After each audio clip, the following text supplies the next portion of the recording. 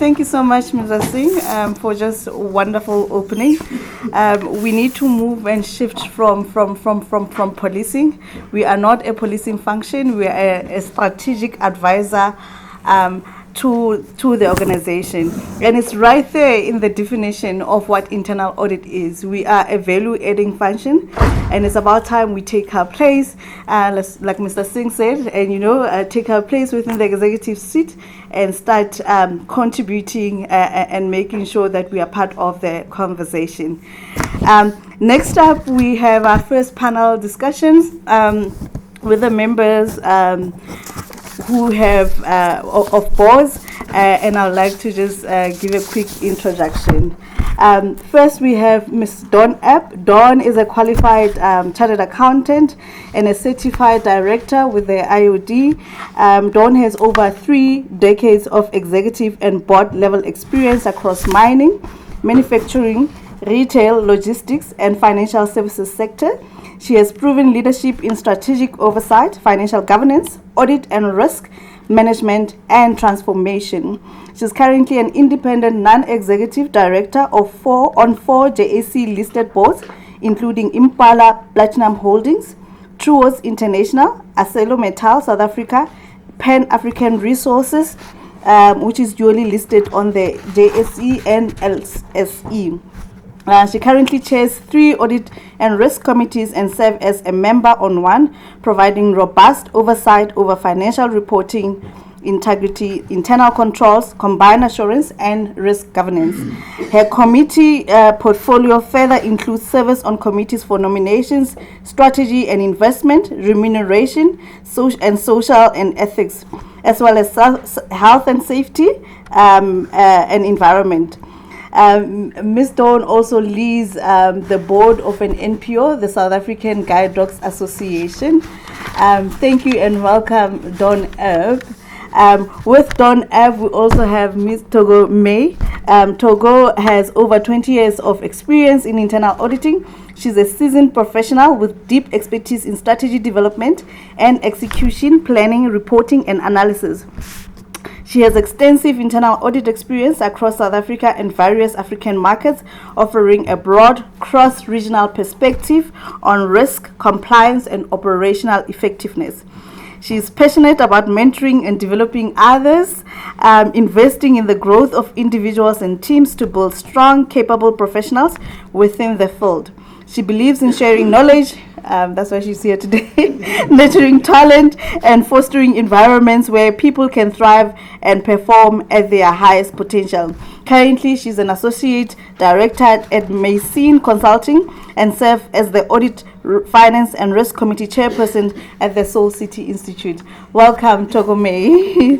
And lastly, joining the beautiful roses is Mr. Moses Mbedhli. Moses has over 20 years of experience in both public and private sectors, currently serving as the Chief Audit Executive at SASSA. He plays a pivotal role in strengthening governance and accountability within one of South Africa's most impactful public institutions. He has worked with Siemens, PwC, Deloitte, the Eastern Cape Department of Health, Agriculture, and KwaZulu-Natal Provincial Treasury. His extensive track records include internal and external audit, forensic investigations, and performance monitoring. He has also held key leadership roles such as regional chairperson for the Border Key chapter of the IIA and chairperson of Audit and Risk Committees at the Eastern Cape Gambling Board and the Media Development and Diversity Agency. Welcome, Mr. Moses Mbedhli. Ladies and gentlemen, if we can just give our panel members a round of applause in a few minutes to come on stage. I didn't introduce myself. My name is Mathomo Mohapi and I'm the Managing Director of Bagaka Group.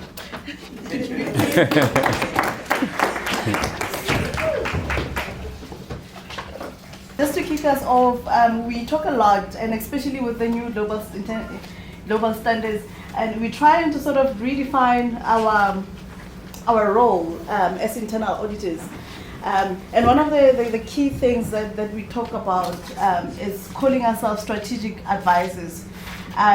And also within the very definition of what internal audit is a value adding So as a value-adding function, we wanted to get perspective from our boards to just hear from those who play within that role, because essentially that's the units that we report to, and that's the units that we have to be accountable to.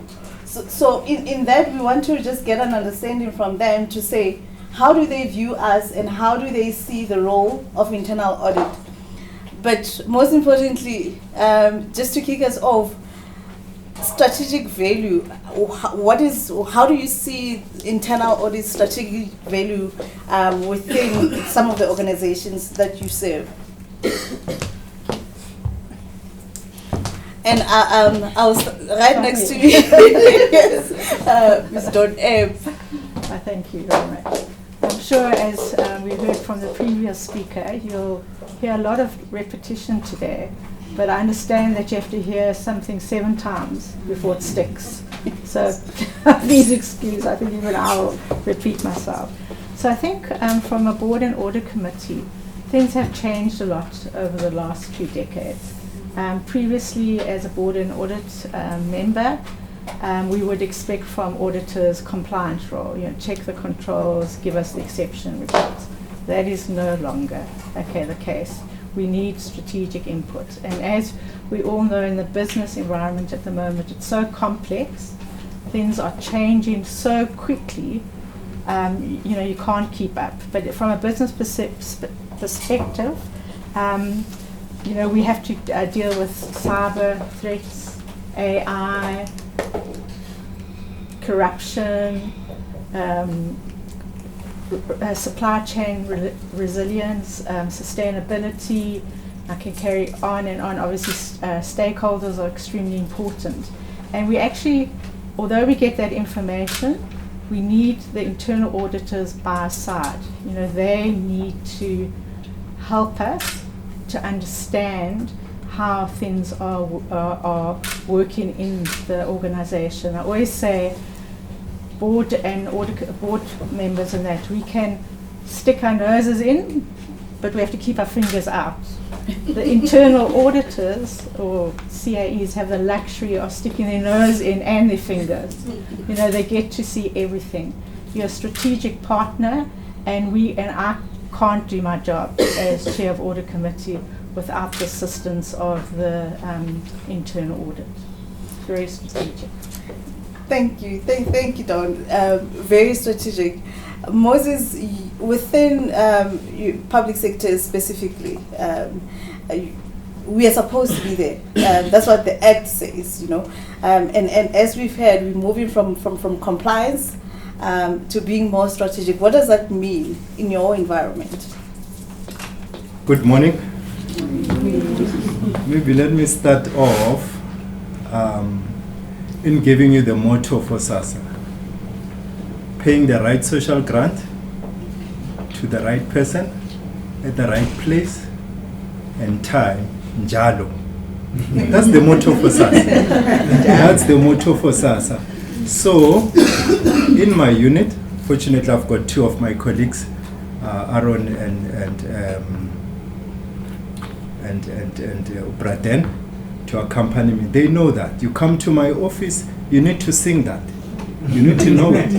SASSA's motto, simple as that. Let me move. I want to come from the bottom so that you can understand. To understand the strategic direction, for me, give me the facts sheets about SASSA. We've got 19 million beneficiaries. From the 19 million beneficiaries, 12 million sits on child support grants. Disability grant, give or take about 4 million. The 2 already, you are sitting, they consume 80%, which translate to how many? We've got 280 billion. In rand, dollars, South African, not Zim. So, what I'm trying to say, I need my team to have an understanding which provinces consume the biggest when it comes to disability grants and so that one can be able to have a good understanding. So I'm going back to the value add.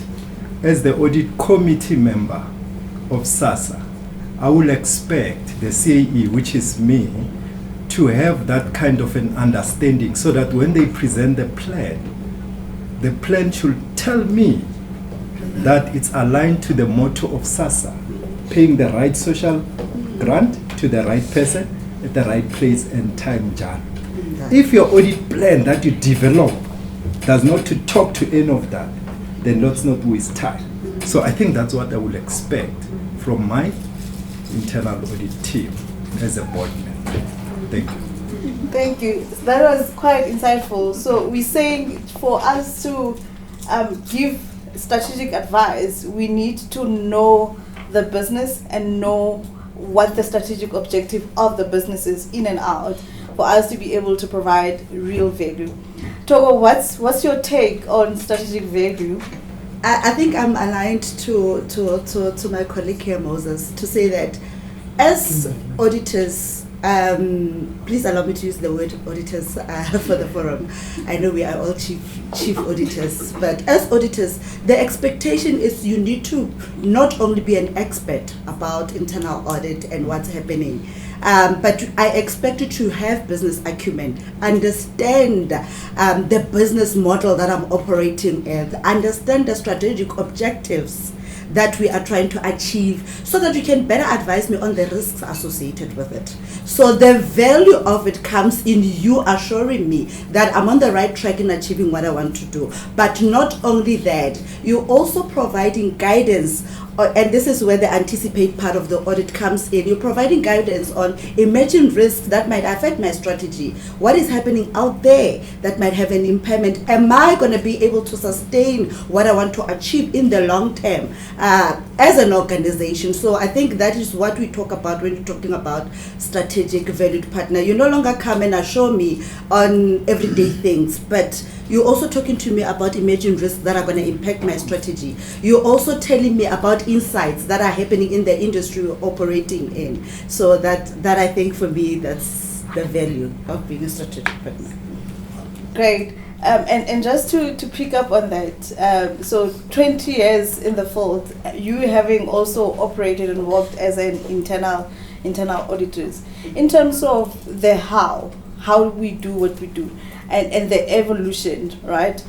What would you say is some of the things that makes you raise your hand in terms of how we operate as internal auditors? What keeps you up at night, or what makes you question us twice? And in fact, can be pros and cons in terms of what we do or how we do what we do.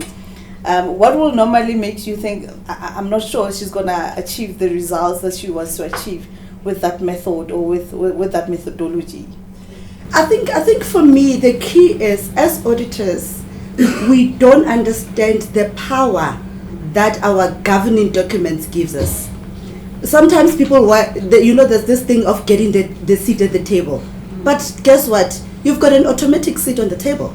Use your voice when you get to the table to say, have those uncomfortable conversations. And I love what Dawn said. You have your hands and your nose in. So use them. I think the problem that we have, and I think that's what's alluded earlier on the introduction, is, do we understand where we report? Do we understand who is our, use the word loosely, our boss? Yes. Because just because somebody is going to do your increase letter and is an executive, you don't really report to that person. So for me, what keeps me up at night is the CAEs that don't understand they have the power and they have the voice to make input into strategic objectives of the organization, and they don't use that. So go out there. First of all, you are an expert. Yes. In your field. Use your expertise to voice out exactly where the business is going, what the business needs to be looking out for. And this is what I love about our recent sort of evolution in the profession. We assure, we advise, we anticipate. That anticipation, we're not playing well enough in that space. Yeah. And that's where the power sits. Yeah. Because if I come to the CEO and say, by the by, You didn't think about this and that might impact the strategy. There's this thing that's coming post-COVID. There's this thing that AI is bringing. Did you think about the control environment? How is it going to be affected by these emerging risks? Then you are by the virtue of you getting that person to think that way, they're going to change the strategy. And you've just added value to the organization on their strategic priorities. Anticipate. So we need to be forward-looking and be able to read the room, read the trends, and give that feedback back. Now, Dawn, let's talk to risk. There's a lot happening, and as a board member in some of these JSE-listed companies, especially within the mining industry now, one of the things that we were talking about with the war on Iran or war in Iran is just the impact on global economies and what's happening. Besides the fuel prices, the dollar was not doing very well. And I know some of my mining friends were worried about, wait a minute, we need a stronger value, we need a stronger dollar because our prices are based in dollars, and our expenses in rand. So we perform better. Also, we're talking AI and technology, and it's shifting all the time. And mining industry specifically is very slow. Just because of just how big it is.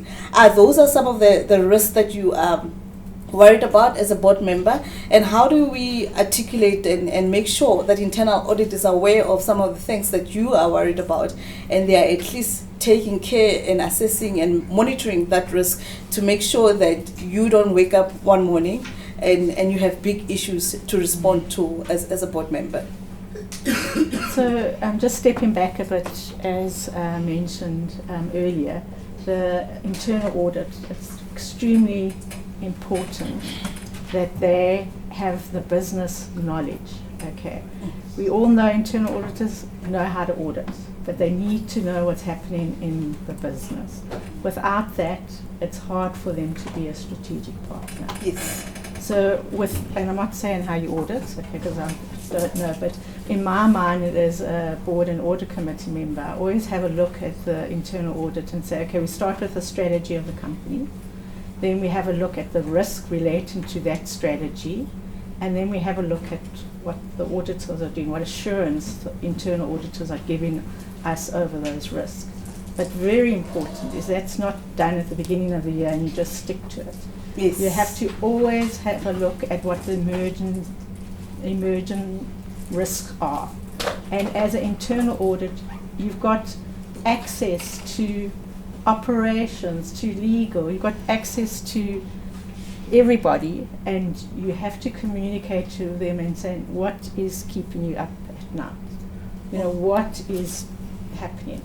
What happens, as I said earlier, it's happened so quickly that you have to catch your breath. I mean, even on AI, which I'm sure we're going to discuss later, but just every day you can't keep up with it. So you can't be a lone, independent internal audit that you just worry about you.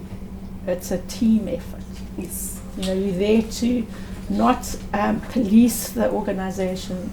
You're there to assist and help the organization. So in my mind, risk tomorrow's going to be different, but today's so many risks. Yeah, so keep on top of it. So what you're saying is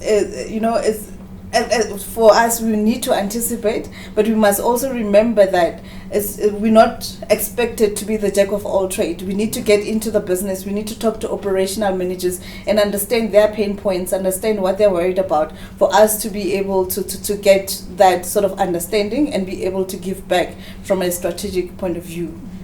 Just one thing I'd like to add to that is, and I was thinking about it when you were talking, is that the internal audits, okay, I don't think there's any other section in a company besides the executive directors that have report directly to one of the board members, the chair of the audit committee. I mean, what a pleasure. I mean, who gets that opportunity? Yes. So that's very important. I think a lot of auditors don't realize that, that they are privileged to be able to communicate directly. And I think that's brilliant. Thank you. Thank you. Moses, let me pick up on what Dawn just said with you. Within the, public sector, especially we normally think, there's hierarchy, that there's way things are done, there's protocol that you need to observe and respect, and it's such a delicate balance to manage. Administratively, you go to the CFO and the CEO to negotiate your budget, but then functionally, you need to go and report the CEO and the CFO to the ARC. Of course, we hope by the time that happens, you've had the conversation internally. But delicate balance. How do we manage that as Chief Audit Executive, and make sure that the scale remain balanced? We maintain our independence, maintain good relationships as well. Taking also from the point that you just made to say that as internal auditors, we are not lone wolves. We need to get into the operations and understand how things work for us to be able to give strategic value. But from an independence point of view, how do we maintain and make sure that we keep that balance and also build quite a good strategic relationship with our direct report to the ARC? Yeah. So I think independency and objectivity is a bit tricky, but I always say simplify it. I think it's the only time I'm going to allow you to go back to your internal audit methodology to say that when you do the audit, you confine yourself with regard to the criteria, the standard. I mean, it's always difficult when I read a report. It's an internal audit report. In our opinion, not according to the standards, criteria, policies, and procedures. So I think that sort of like push, make management to sort of like appreciate, because you are not judging them according to the set current standard of operating systems and so forth. So I always say it's always important that we fall back to the standard. You go to the CEO, you say, look, the tender was not advertised within 21 days as prescribed. As prescribed. Not in your opinion, as prescribed. So I think from that point, they will start to add, to sort of like take value from what internal audit is bringing, and they'll start to have that kind of an appreciation as well as understanding, and put more investment in the internal audit organization. Equally so, I think when you engage again with the audit committee, you make them understand that you are not using anything else, but you are just limiting yourself to what is being built. You are measuring them according to the agreed standard of performance. I think that gives you a lot of respect without you saying much, because you remain independent and objective. So, I mean, you also, I'm looking at what she was saying to say, what risk do we look at?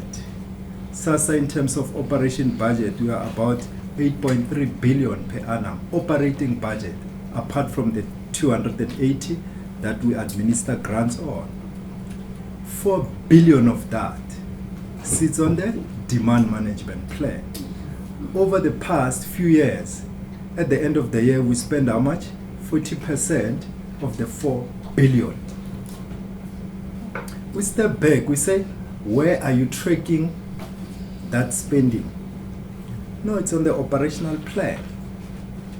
We said, no, can you elevate it to the annual performance plan? Why?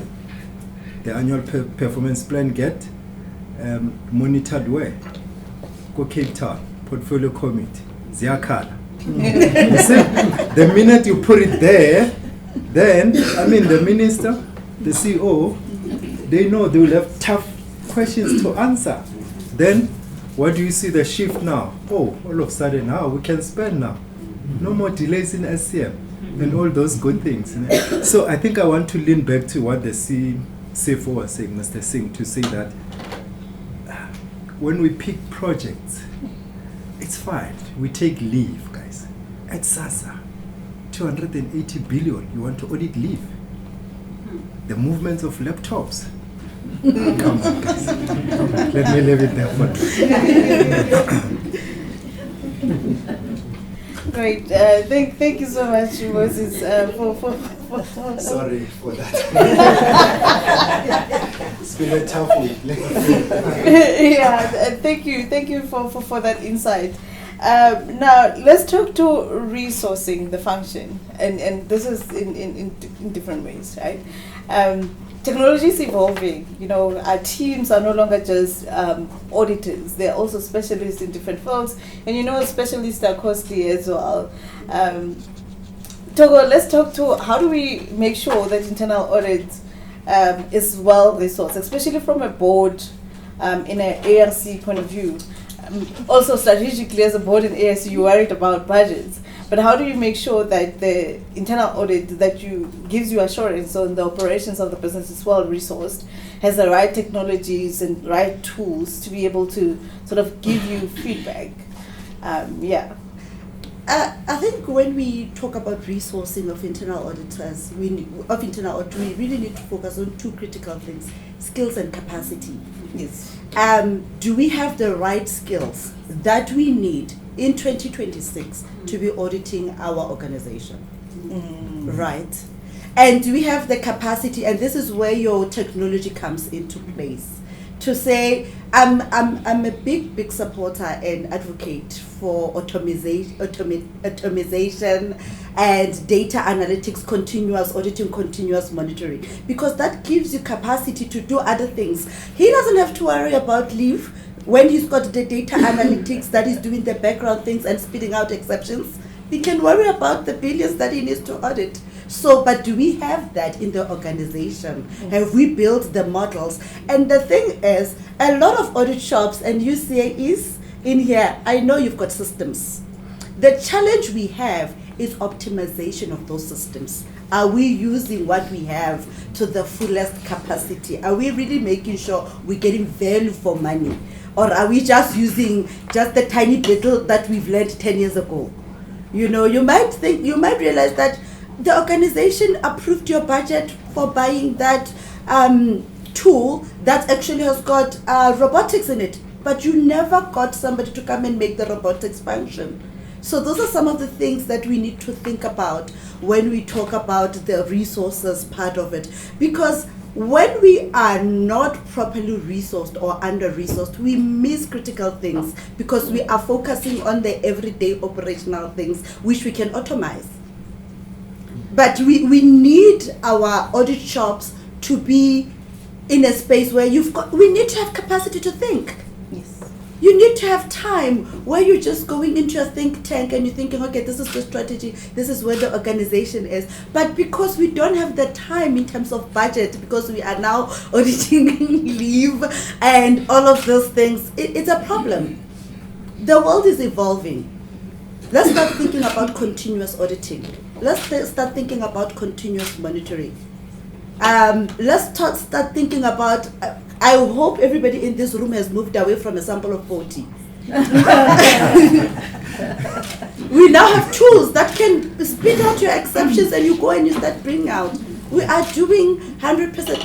That is part of what gives you time to invest in development, to invest in learning, to explore what else can this tool that I have with me do for me. And it also gets us to a place of agility. Because once you start thinking and you start focusing, then you start saying, okay, let's see. I now need to focus on this thing. Anyways, you know, we had this thing on a 3-year rolling plan. Ain't happening. The trends and the emerging risk are telling me that I should divert my resources here. So that all hinges on how are we using what we have. And are we also capacitating? The other problem we have is we don't capacitate the teams we do currently have.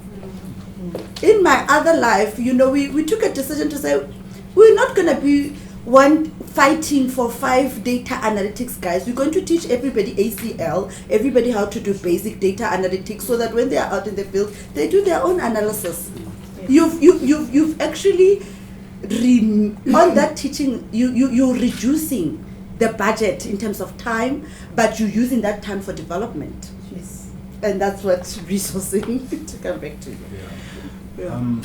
Yes, go ahead, Moses. I've just been provoked a bit. Back on what she said. You drive a car. It doesn't have mirrors. You don't have blind spots. How far are you gonna go? How comfortable are you? I don't know.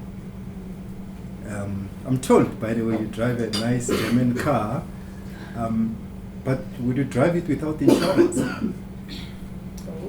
I don't think so. So I think that's sort of like a strategy to say, you've got an 8 billion operation SASA. The budget for internal audit, to ensure the 8 billion, it's how much? Do the math. Driving a Porsche, using a Polo insurance, will that work? You see. So I think some of the things that maybe you can look at, you look at the data analytics, you plug it in to the 18 million records. In a second, you're able to say, oh, we've picked up same names with different ID numbers.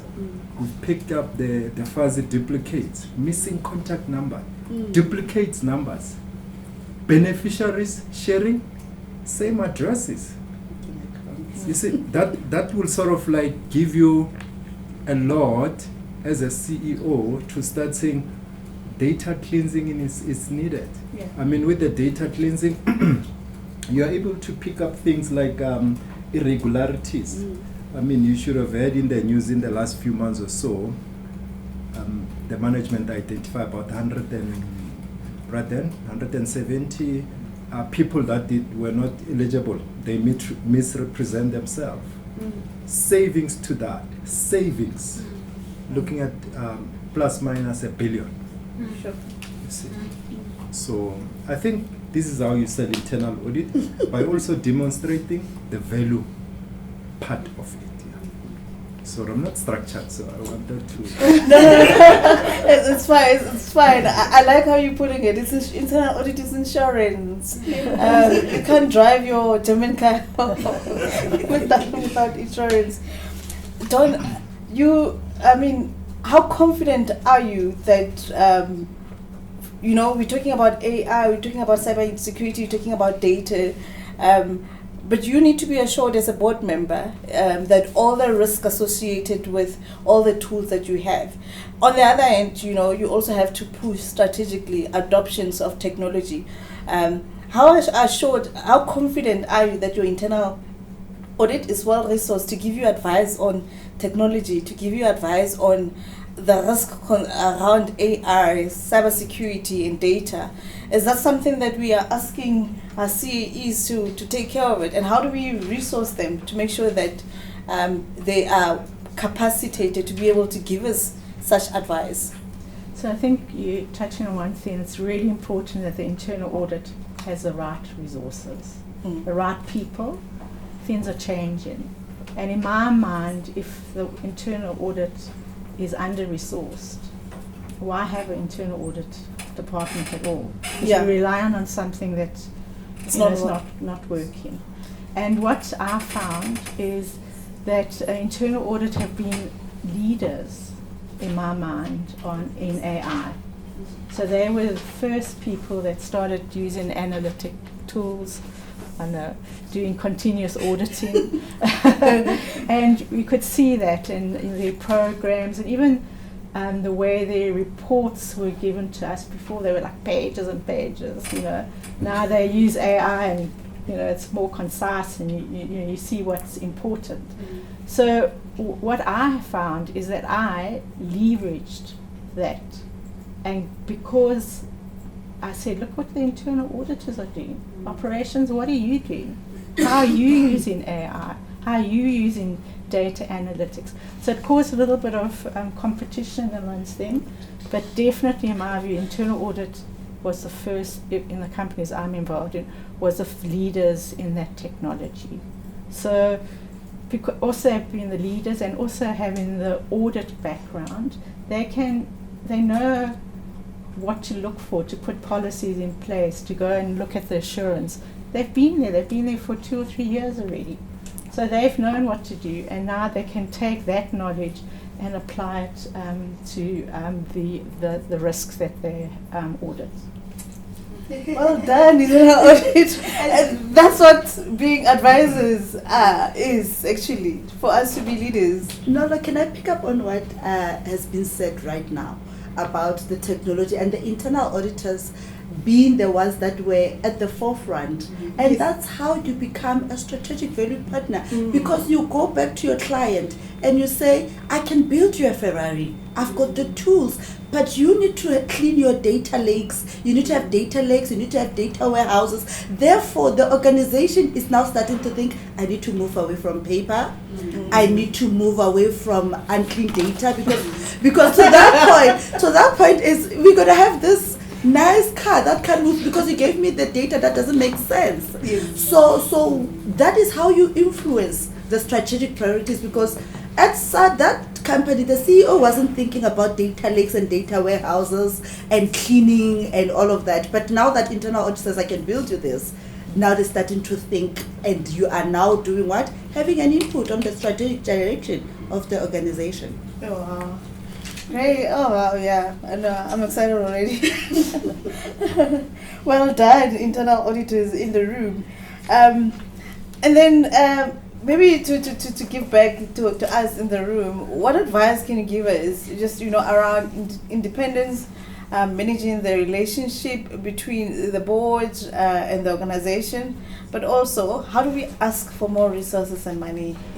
What language are we supposed to use for us to get all of that money for the technology, Thoko? So the benefit of having on both sides of the seat, I've been on the other side asking for money, and I've been on the other side having to approve the money. So the one thing that as CAEs you need to think about before you even do it, the budget, before you even do the proposal, think about what's in it for the organization. Have a value proposition. For as long as I see that there's going to be value in that investment that I make, then I'm going to give you the money, because I can see the return on investment. Don't come with the fancy data and Power BI presentations and all of that. No.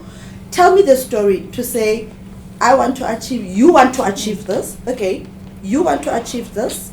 I have the capability to make sure that the control environment is conducive for you to do this, but I need ABC.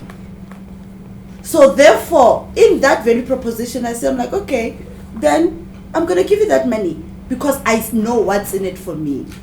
And you've made the business. And the other thing that we also don't do, when we do our quarterly reporting to the organization, share your story of what you have achieved, how much you've saved the business, how much have you put as efficiencies. A lot of internal auditors, they do combined assurance with external auditors, but you never monetize that to say, actually, I saved you so much on audit fees. So start speaking the business language, basically. And don't be one of my clients when I was auditing many years ago said internal audit is a cost center. Stop being a cost center. Start being a value proposition center.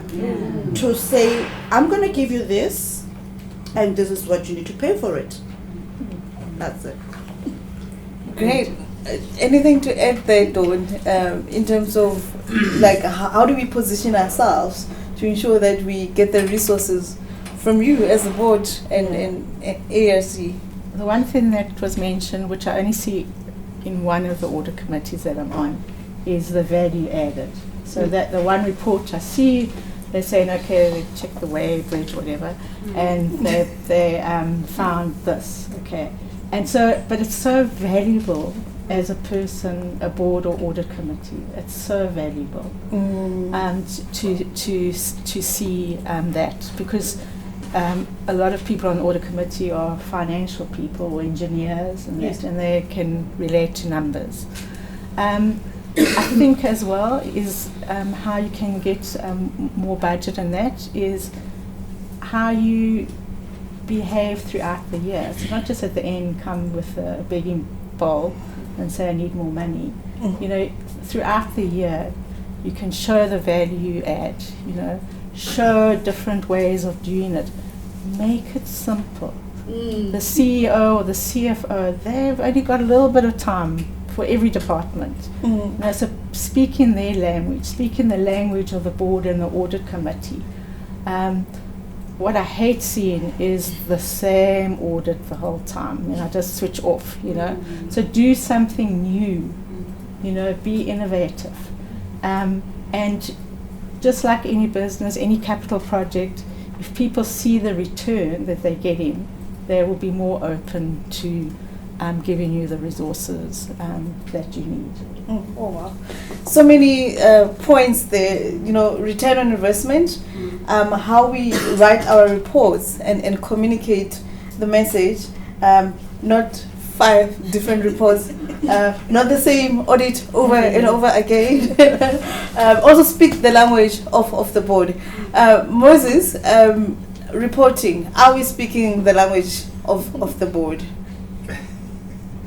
I'm not sure. I'm intentionally laughing because I say to my team, you give me 5 findings. Something. Like you must have, like you shouldn't have a lot of findings. It must be limited to the key issues that you want to elevate. What is it that you want to elevate? Yes. I'm not sure if you've been to the portfolio committee in Parliament, where you have to report to them and all those things. You know, you'll go with your very intelligent slide with the graphs, with the numbers, all those things. Who's in IT? You like that back end, front end. You know, use that language that doesn't make sense to a simple person. You know, and you know the members at the end of your presentation, what you? Asikuzwa. By that time you're trying to say, am I loud? I think it's because we sort of like complicate the reporting. I recall we have to explain during the Stellenbosch saga that went on, where they alleged that they hacked the SRD 370 system and all those things. You must define what is firewall. You know, define it to the portfolio committee. Oh, firewall. Think about the parliamentary parameters in terms of the boundary walls. Let's call that a firewall. But it's not enough. You come in, there's a security checkpoint where they scan you. That's a firewall. You come in, you go to the committee rooms. That's a SRD sort of like website. But you first came through that. So you sort of like define it in a manner that they understand. By the time you go to the technical aspects of it, they're like, oh yeah, no, so good, we understand. and you can express in terms of the strength, the capability of the ICT infrastructure within the organization.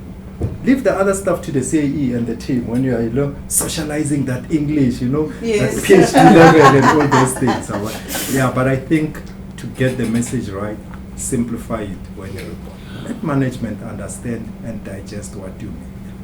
Thanks. And Nolo, just to add on the simplification, really, in the board, we've got limited time, and you're not the only person presenting to us. The pack is big, and assume that I've read it. But there are key things that you would want to see from our auditors. I need your, he hates the word opinion. I need your opinion on the control environment. I need to understand what are emerging risk. I need to understand the remediation efforts by the business. I need to know where you are on the plan. I need to understand what's happening with the budget. That's it. Those are my core. Those are the fundamentals. Everything else we can talk to, and once we have the time and we've gone through the risk team, we've gone through the ethics, the finance representative, there's any other things. But if I've got those 5 key things as a board member, then I'm comfortable that I know what's happening with the organization when it comes to the internal audit space. Thank you. So what one thing should internal audit focus on to strengthen board confidence? As a closing remark, how do we get you guys to trust us? Dawn? Okay, I made a note here because I thought that'd be a question. So, in my view, you have to build trust, okay, and you have to add value. It's not just to the board and the audit committee, it's to the management team. You can't go anywhere if you don't have that. So you need to do that. Again, repeating what we said earlier, you need to understand the business deeply, just as much as you understand how to do an audit. That's extremely important.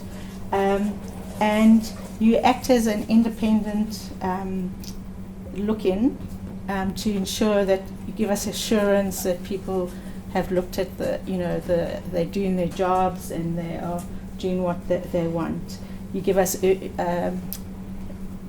signals. We want to hear if something's happening. We want an early signal. I'm always, again, think of the internal audit like the veins in our body. They can go anywhere. They're untouchable. They can just do what they want. And then lastly, there are 3 words that in my mind are extremely important to an internal audit. And that's reputation, reputation, and reputation.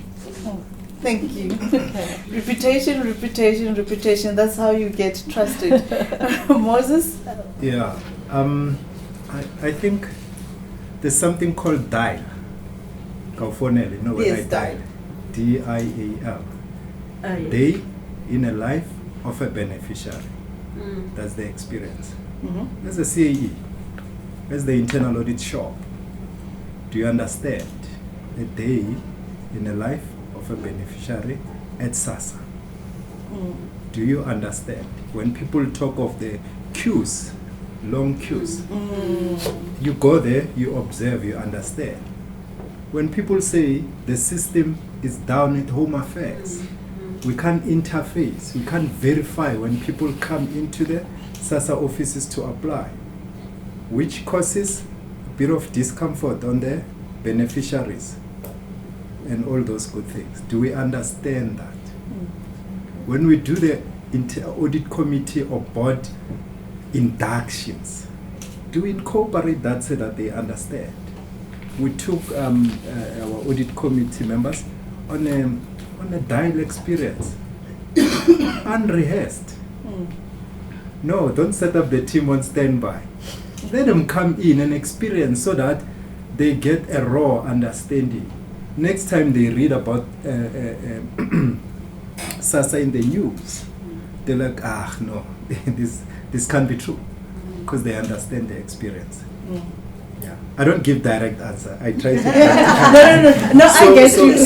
So I think in short, show that you understand the business. Yes. Demonstrate that, but bring them on board as well, so that they have the understanding of the business. And lastly, I'm not going to be famous for this. Don't be afraid to differ with your colleagues from external. Yes. If they are not raising things correctly. Never. Go for it. As long as you say, but guys, you got this wrong.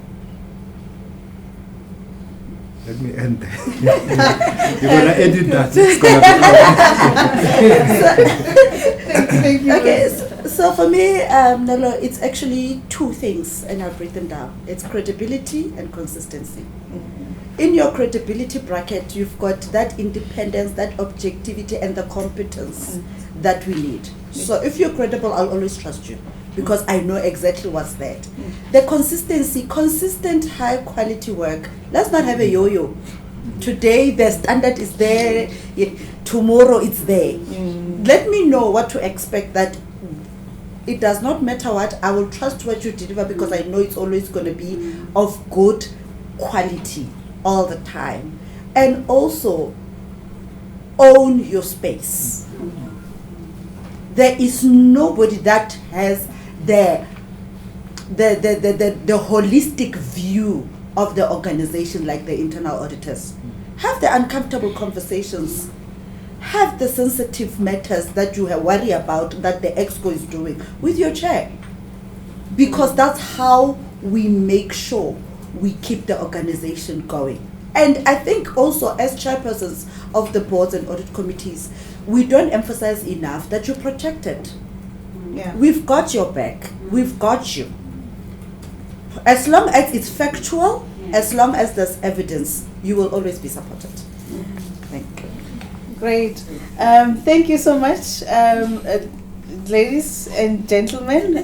We really appreciate your insight on this topic, and I hope everybody in the room got a feel and got like really good insight to take forward. Ladies and gentlemen, that's our panel discussion.